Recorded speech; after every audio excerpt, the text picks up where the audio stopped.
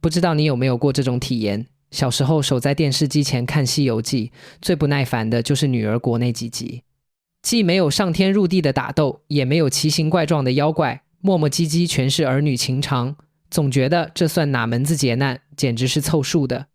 可等到长大成人，在人世间摸爬滚打几圈，再回头翻起这段故事，却会突然心口一滞，半天缓不过神来。86版电视剧里那首《女儿情》唱了几十年，悄悄问圣僧，女儿美不美的调子一出来，所有人脑子里都会浮现出朱琳饰演的国王，眼波流转，柔情似水，而唐僧双手合十，眼神躲闪，一副欲言又止的模样。于是大家都默认了这是一场旷世遗憾，圣僧动了凡心，却身负取经重任，最终只能舍小爱取大义，留下国王一人独守空城。但今天我要把话撂在这儿，你印象里这场唯美又遗憾的爱情，根本就是影视剧给世人织的一场温柔大梦。翻开吴承恩的原著《西游记》，字缝里藏着的女儿国根本不是什么温柔富贵乡，是个能让男人有来无回的修罗场。女儿国国王也从来不是什么娇羞痴情的小女人，她的主动，她的决绝，她毫无保留的付出背后，藏着一段连如来佛祖都不愿明说的前世因果。你有没有想过，唐僧这一路西行遇到的女妖精没有10个也有8个，蝎子精、老鼠精、玉兔精，个个貌美如花，个个软磨硬泡。他哪一次不是挺直了腰杆，厉声呵斥，宁死也要守住原样？偏偏到了女儿国，面对一个手无寸铁的凡间女王，她连抬头对视的勇气都没有，最后居然要靠撒谎、靠跑路才能过关，真的只是因为她守清规戒律吗？还是说这个女人身上有她10世修行都压不住的前尘往事？今天咱们就钻进原著的细节里，一层层扒开这场情节之手的真面目，看看女儿国国王对唐僧的深情到底是见色起意，还是跨越轮回的久别重逢。要聊透这件事，咱们得先打碎所有人心里的女儿国滤镜。很多人对女儿国的印象停留在遍地是美女、温柔又多情的世外桃源，可原著里的西凉女国从根子里透着一股诡异和冷酷。咱们先从唐僧师徒刚入境说起。4人走到子母河边，唐僧和八戒口渴，喝了几口河水，没过半个时辰就肚子疼得直打滚，肚子肉眼可见地鼓了起来。这时候他们才知道，这条河叫子母河，无论是男是女，只要喝了河里的水，不出半天就会怀上身孕。3天之后去营养馆的照胎权一照，只要显出双影，就能生下孩子。你听着是不是觉得挺神奇？可你仔细琢磨琢磨，这背后有多恐怖？一个国家没有男人，全靠喝河水繁衍，这意味着男女之事在这里根本不是必需品，甚至连爱情都不存在。男人对于这个国家而言是什么？是外来者，是异类，甚至是玩物和耗材。原著里收留他们的那个老婆婆说过一句让所有人后背发凉的话。当时孙悟空去打听落胎权的下落，老婆婆跟他们交底，我一家4、5口都是有几岁年纪的，把那风月事尽皆休了，故此不肯伤你。若还到第2家，老小重大，那年小之人，那个肯放过你去，就要与你交合。假如不从，就要害你性命，把你们身上肉都割了去做香袋里。这话是什么概念？就是说，在女儿国的民间，年轻女人但凡见到男人，第一反应是抢过来强行同房，如果男人敢反抗，直接杀了，身上的肉割下来做成香袋随身携带。这哪里是女儿国，这分明是男版食人国。男人在这里的地位连猎物都算不上，顶多是个行走的香袋原材料加泄欲工具。你想想，在这样一个环境里长大的女人会是什么性子？会是影视剧里那种温柔娇羞、含情脉脉的样子吗？根本不可能。他们对男人的态度是占有，是掠夺，是得不到就毁掉。而女儿国国王作为这个国家的最高统治，就他只会比普通女人更强势，更有掌控欲，更懂得自己想要什么。所以原著里国王第一次见到唐僧的场景和电视剧里的唯美初见完全是两码事。当时唐僧师徒倒换官文上了朝堂，女王卷帘一看唐僧，当场就淫情急急，爱欲自恣，直接开口就喊大唐玉帝，还不来暂奉承鸾也。暂奉承鸾是什么意思？说的直白点，就是结为夫妻，同房共寝。第一次见面，当着满朝文武的面，一国之君直接说出这种话，别说古代的礼教规矩，就是放到现在，都算是相当大胆直白的邀约。你再看唐僧的反应，耳红面赤，羞答答不敢抬头，这根本不是什么心动的羞涩，是一个守了几十年清规的和尚被当众调戏的窘迫和慌乱。这时候肯定有人会说，人家国王就是看上唐僧长得帅不行吗？唐僧是玉帝哥哥，细皮嫩肉，一表人才，女王一辈子没见过男人，一见钟情很正常。可你仔细想想，这合理吗？女儿国虽然没有男人，但不代表国王没见过世面，他是一国之君，坐拥整个国家的财富，奇珍异宝，各国使臣什么没见过。就算他对男人好奇，也不至于见第一面就把整个国家都送出去吧。原著里女王的原话是，寡人以一国之父，愿招玉帝为王，我愿为后，与他阴阳配合，生子生孙，永传帝业。注意，不是招个驸马，是让唐僧当国王，他自己降为王后。这相当于把整个国家的权力拱手让人，就为了一个刚见了一面的男人，这要是放在任何一个帝王身上，都是昏君到离谱的操作。可女儿国国王不是昏君，从他处理朝政、应对师徒几人的方式来看，他思路清晰，行事果决，是个合格的君主。那问题就来了，一个理智的君主为什么会做出这么恋爱脑的决定？他对唐僧的执念到底从何而来？很多人说是因为唐僧是东土大唐玉帝，身份尊贵，和他联姻能给女儿国找个靠山。可你再想想，女儿国是个与世隔绝的国家，连男人都很少进来，他们需要靠大唐做什么靠山？而且真要找靠山，找孙悟空，找大唐皇帝，不比找一个手无缚鸡之力的和尚靠谱。说不通，完全说不通。除非这份感情根本不是这辈子才有的，它藏在轮回里，刻在魂魄中，所以见到的第一眼就会觉得熟悉，就会忍不住想要靠近，想要把所有的一切都给他。可能听到这儿，你还是会觉得前世姻缘这种说法是不是有点太悬了？那咱们再回到原著里，找几个更实锤的细节，把这份藏在字缝里的溯源一点点抠出来。第一个细节是国王的预知梦。原著里，唐僧还没进王宫，国王就提前跟文武百官说，寡人夜来梦见金瓶生彩焰，玉镜展光明，乃是今日之喜兆也。当时百官还不解，结果话音刚落，就有人来报说东土大唐玉帝唐僧到了。在《西游记》的叙事逻辑里，从来没有无缘无故的梦。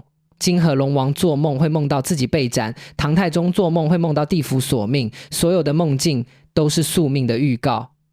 国王的这个梦绝不是普通的日有所思夜有所梦，他之前根本不知道唐僧要来，何来所思，这个梦更像是灵魂深处的记忆被唤醒。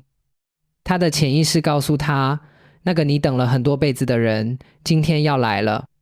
第二个细节是国王对唐僧的态度和所有觊觎唐僧的妖怪都不一样。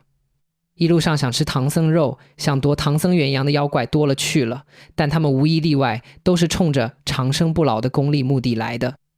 蝎子精掳走唐僧是想拿他做顶炉，老鼠精缠着唐僧是想采他的元阳成太乙金仙，就连玉兔精下凡也是为了吸取唐僧的十世真气。他们要的从来都不是唐僧这个人，而是他身上的修行价值。为了达到目的，他们可以不择手段，威逼利诱，下药迷魂，什么下三滥的招数都使得出来。可女儿国国王呢？他手握一国之力，真要硬来，凭他手下的兵力加上唐僧手无缚鸡之力，他完全可以把人扣下来强行成事，但他没有。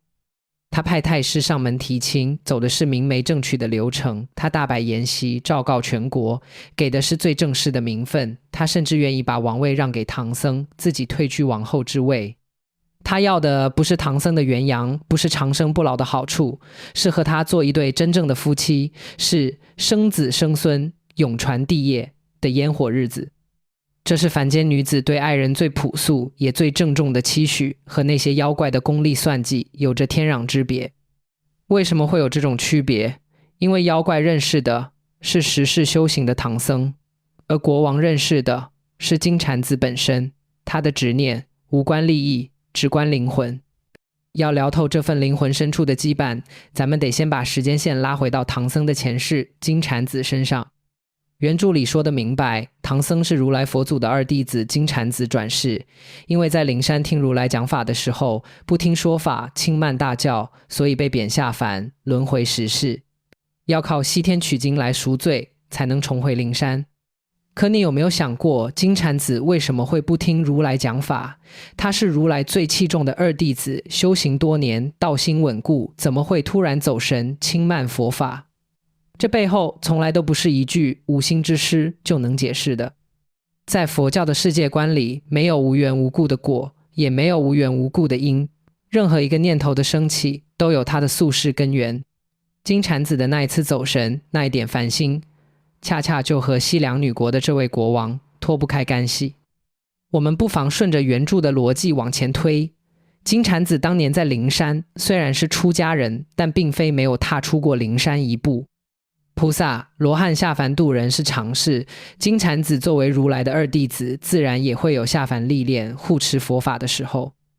或许就在某一次下凡途中，他路过了当时还不叫女儿国的这片西凉土地，遇到了当时还不是国王的那个女子。那女子可能是个守着子母河的普通村姑，可能是个在山间修行的凡人，眉眼干净，性子执拗。他见到了身披袈裟、眉目温润的金蝉子，一眼心动，日日跟着他，给他送水送斋，听他讲佛经里的故事。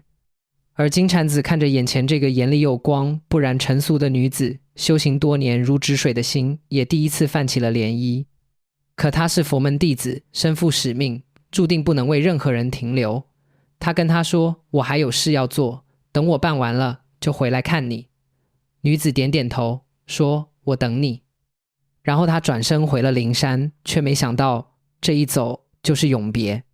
回到灵山之后，他再也没找到下凡的机会，可那个女子的身影却像一颗种子，落在了他心里，生根发芽。所以在如来讲法的那天，他看着台下的诸佛菩萨，听着熟悉的梵音，突然就想起了凡间那个笑着说我等你的女子，一时失神，错过了佛的教诲。如来是什么人？他慧眼观照三界，过去未来无不通晓，什么事能瞒得过他？他知道金蝉子动了凡心，知道他成缘未了。可金蝉子是他最看重的弟子，他不能让这点尘缘毁了他的修行，也不能让这段未了之缘成为他成佛路上永远的破绽。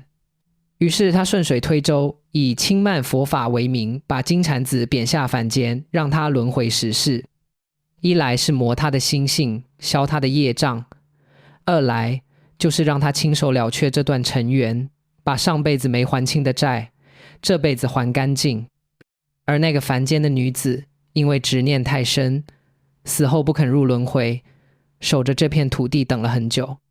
后来地府催得紧，他便许下心愿，愿世世代代生在这片西凉土地上，只等那个答应要回来的人。于是他轮回转世，从普通女子变成了一国之主，守着这一方纯阴之地，等了一年又一年，一世又一世。这就是为什么女儿国建国这么多年，进来的男人也不是一个两个，却从来没有一个能走到王公面前。不是没有男人进来过，是那些男人都不是他要等的人，所以都在民间就被截住，成了女人们的玩物和香袋。只有唐僧，只有金蝉子转世的这个人，才能一路畅通，走到朝堂之上，站在他面前。说到这儿，你可能就懂了，女儿国国王对唐僧的爱，从来都不是见色起意，也不是一时兴起，那是刻在灵魂里的记忆，是轮回了好几辈子的执念。他自己可能都说不清为什么，就是看见这个人的第一眼，就觉得熟悉，就觉得心安，就想把自己拥有的一切都给他。民间常说的一见钟情，其实本质上都是久别重逢。你以为是第一次见面，可你的灵魂早就认识他很久了。而从修行的角度来说，女儿国这一劫也根本不是简单的色界考验，它是唐僧的夙业之劫，是他十世修行都绕不开的一道坎。西天取经的本质就是一个不断消业、不断了缘的过程。路上遇到的妖怪，有的是来报前世的仇，有的是来磨他的性子，有的是佛菩萨安排下来帮他渡劫的。而女儿国这一关是来让他了却最后一段尘缘的。前9世取经，他都死在了流沙河，被沙和尚吃了9次，连头骨都串成了项链。所以前9世他都没能走到女儿国，都没能见到这个等了他很久的人。这份缘就一直悬着，一直欠着，成了他魂魄里抹不掉的印记。这第10世，他终于走到了西凉女国，终于站在了他面前。这不是巧合，是他必须来，必须把这笔债还清，必须把这段缘了断。只有跨过了这道坎，他才能真正做到心无挂碍，才能走到灵山，修成正果。所以你看，整个女儿国的故事根本不是什么浪漫的邂逅，是一场注定的重逢，也是一场注定的告别。从唐僧踏入女儿国国境的那一刻起，结局就已经写好了。说到这，肯定会有人拿出电视剧里的情节来反驳。不对啊，电视剧里唐僧明明动心了，夜赏国宝那一段，他满头大汗，眼神都飘了。临走的时候还回头看了国王一眼，明显就是心里有他。这就是影视改编最厉害也最鸡贼的地方。他抓住了大众最吃的爱而不得的戏码，把原著里一场冷峻、克制、充满宿命感的了缘，彻底改造成了一场凄美浪漫的世俗爱情。咱们不妨好好对比一下原著和改编到底差在了哪里。首先，最核心的是唐僧的态度。86版里的唐僧对国王是有明显好感的，他会和国王并肩游园，会和国王彻夜长谈，会在国王的柔情里摇摆不定，最后是咬着牙狠着心才走的。可在原著里，唐僧从始至终都没有半分要留下来的意思。原著里，国王让太师上门提亲，唐僧听完之后的第一反应是低头不语，半晌无言，然后直接就拒绝了贫僧已许身佛门，自有取经之志，不敢从命。态度非常坚决，没有丝毫商量的余地。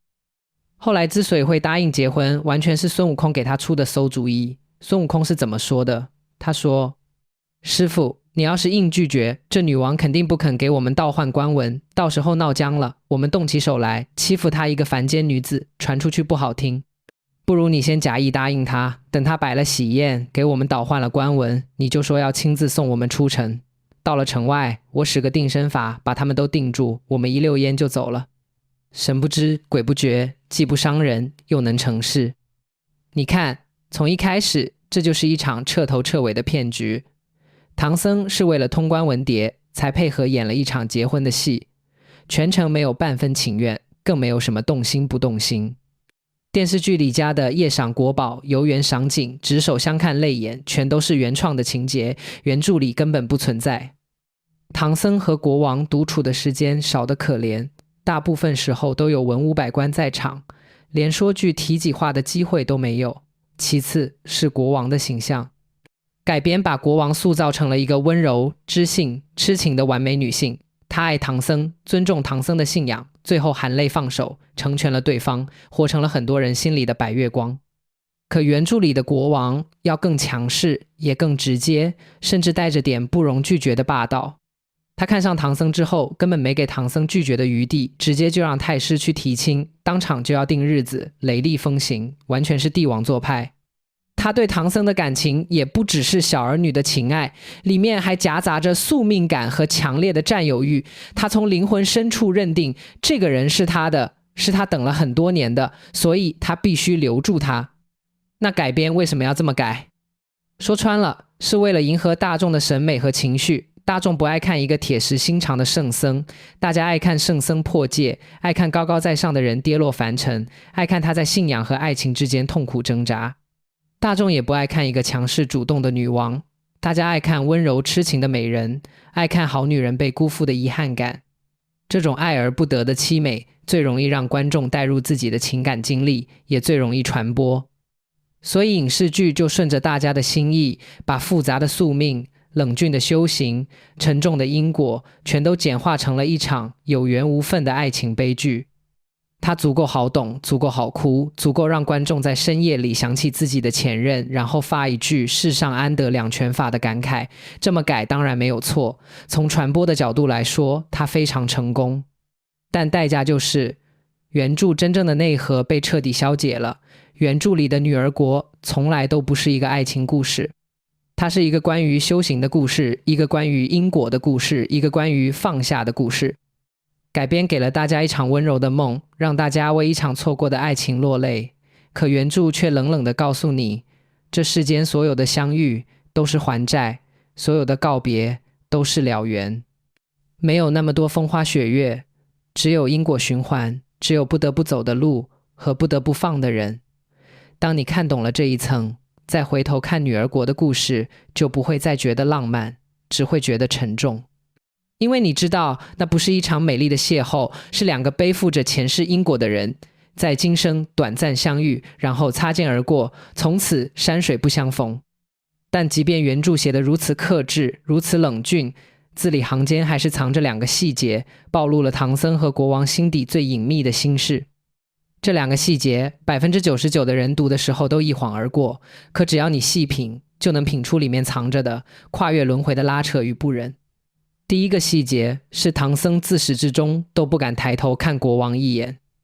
你仔细回想一下唐僧面对其他女妖精的状态，蝎子精把他掳到琵琶洞，百般挑逗，他是咬定牙关，声也不做，硬气得很，还骂对方孽畜。老鼠精把他请到无底洞，要和他成亲，他也是满脸怒色，直言我是出家之人，岂肯与你为偶。面对这些美艳的妖精，他敢直视，敢呵斥，敢正面硬刚，半分不带怕的。可面对女儿国国王，他从见面开始就一直低着头。国王喊他玉帝哥哥，他不敢抬头；国王跟他说成亲的事，他不敢抬头。就连吃喜酒的时候，满朝文武都在起哄道喜，他还是低着头，不言不语，也不吃酒，也不吃饭。他为什么不敢抬头？真的是因为守戒律，不能看女色吗？当然不是，他是个出家人，又不是瞎子。一路上见过的女眷、女妖精多了去了，也没见他次次都低头。唯独在国王面前，他连眼神都不敢对上。原因很简单，他怕一抬头看见国王的眼睛，就会想起前世的事。他怕自己时世修行的定力，在那双熟悉的眼睛面前，瞬间土崩瓦解。你要知道，人的意识可以骗人，但灵魂不会。他的肉身是唐僧，是大唐的高僧，是立志要取经成佛的出家人，可他的魂魄是金蝉子，是那个曾经答应过要回来却食言了的人。他的理智告诉他，他要取经，他要成佛，他不能留下来。可他的灵魂深处藏着对这个女人的亏欠，藏着没说出口的承诺，藏着连他自己都察觉不到的柔软，所以他不敢看，他怕一看就破了防，一看就走不了了。他只能用低头来逃避，用假意的婚姻来敷衍，用一场不告而别的跑路来结束这场重逢。说到底，他对妖怪的硬气，是因为妖怪是外人，是敌人，他可以毫无心理负担的对抗。可他对国王的躲闪，是因为这个人在他心里是不一样的，是他的旧人，是他的债，是他最柔软的地方。对敌人，你可以拔剑；对旧人，你连大声说话都舍不得。第二个细节是国王最后的放手。原著里，唐僧师徒吃完喜酒，借口送徒弟出城。到了城外之后，孙悟空翻脸不认人，直接使出定身法，把随行的宫女官员都定在了原地。这时候国王才反应过来，自己从头到尾都只是在演一场独角戏。他当时的反应是什么？是大惊失色，然后一把扯住唐僧的袖子，问他：玉帝哥哥，你往哪里去？这句话问得太轻了，也太重了。她是女王，是一国之君，被人当众骗婚，被人戏耍。按常理来说，她应该愤怒，应该下令派兵追杀，应该闹个鱼死网破。可她没有，她只是大惊失色，只是扯住她的袖子，轻声问一句：你要去哪里？没有歇斯底里，没有指责谩骂，甚至连一句你骗我都没有说。然后孙悟空跳出来，护在唐僧面前，把话说得很绝：我们是出家人，怎么可能留在你这里成亲？我们还要去西天取经，你就别痴心妄想了。”听完这话，国王的反应是自觉惭愧，把唐僧放了手。他惭愧什么？他有什么好惭愧的？被骗的人是他，被辜负的人是他，该惭愧的难道不是唐僧吗？可他就是惭愧了。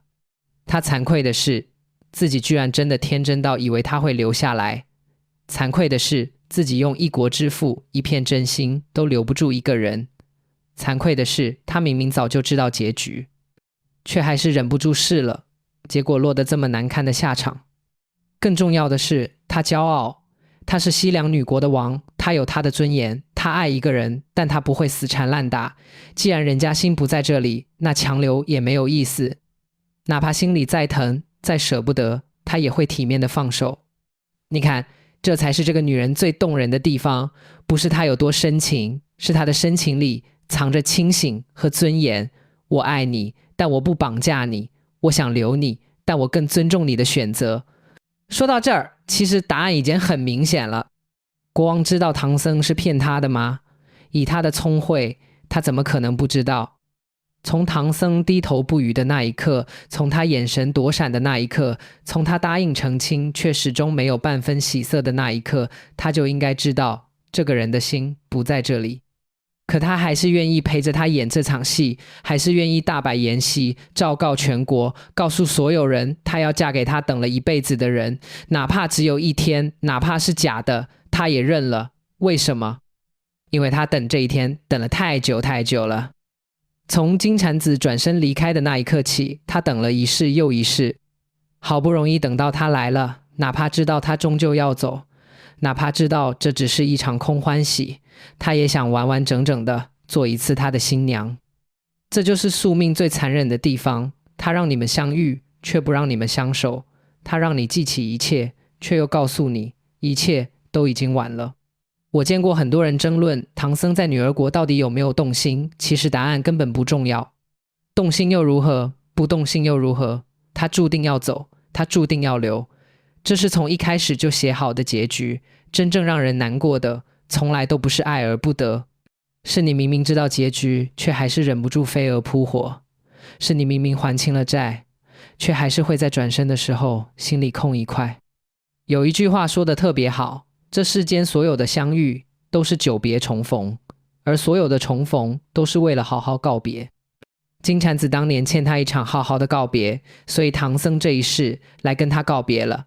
这场告别过后，债清了，缘尽了，从此以后他是旃檀功德佛，他是西凉女国的王，永生永世再无交集。你说遗憾吗？当然遗憾，可修行的本质不就是学会接受遗憾吗？其实每次读《西游记》都他女儿国这一段，我都会想起我们自己的人生。我们每个人其实都是走在取经路上的唐僧，我们背着自己的行囊，抱着自己的信仰，一路向西，想要抵达属于自己的那座灵山。这一路上我们会遇到妖魔鬼怪，会遇到艰难险阻，这些都不可怕，咬咬牙总能闯过去。最可怕的是你走着走着，突然遇到一个人，他给你温暖，给你安稳，给你一个可以停下来的理由。他跟你说，别走了，留下来吧，这里有酒有肉，有我陪着你，不比你风餐露宿去取什么金强。那一刻你会动摇，你会看着眼前的温柔乡，问自己，我这么辛苦的往前走，到底是为了什么？留下来安安稳稳过一辈子，难道不好吗？这就是你的女儿国。它可能是一个人，可能是一座城市，可能是一份安逸的工作，可能是一段放不下的过去。它看起来温柔无害，却能轻而易举地瓦解你所有的意志。小时候我们都觉得女儿国是81难里最容易的一关，不用打打杀杀，不用担惊受怕。长大以后才明白，那是最难的一关。因为别的劫难考验的是你的能力，是你的本事，只要你够强就能赢。可女儿国这一关考验的是你的心，他不打你，不骂你，他只是对你好，好到你不忍心拒绝，好到你差点就忘了自己要去哪里。而更残酷的是，你终究还是要走的。你知道你不能留，你知道你还有路要走，还有经要取，所以你只能咬着牙跟他说声对不起，然后转身继续上路。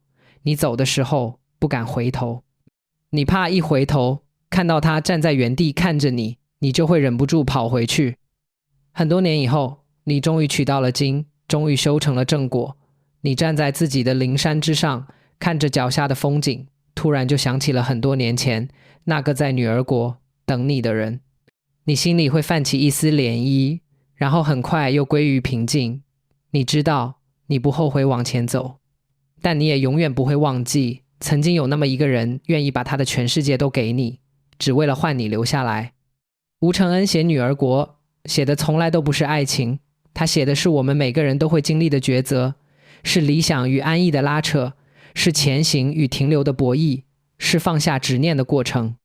女儿国国王的深情，唐僧的决绝，说到底都是宿命里的一环，没有谁对谁错，也没有谁辜负谁，只是路不同，所以只能陪对方走这一程。最后想问问屏幕前的你，如果是你走到了女儿国，你会选择留下来和国王相守一生，还是会转身离开，继续去取你的经？又或者你的生命里有没有过这么一个女儿国，是你差一点就停下脚步，最后还是咬牙转身离开的？欢迎在评论区留下你的故事，我们一起聊聊。